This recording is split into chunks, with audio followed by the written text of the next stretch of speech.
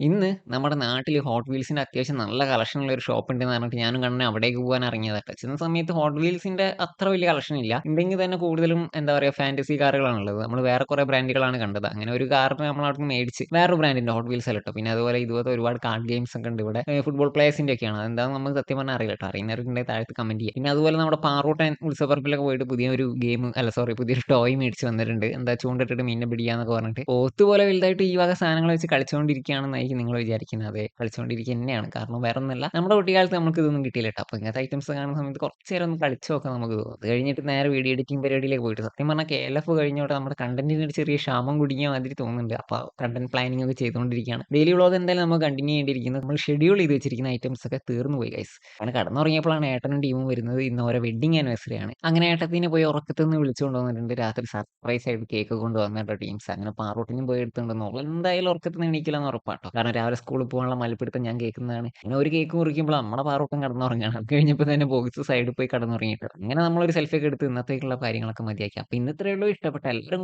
കൂടെ ലൈക്ക് ചെയ്യുക, ഷെയർ ചെയ്യുക, സബ്സ്ക്രൈബ് ചെയ്യുക. Thanks for watching.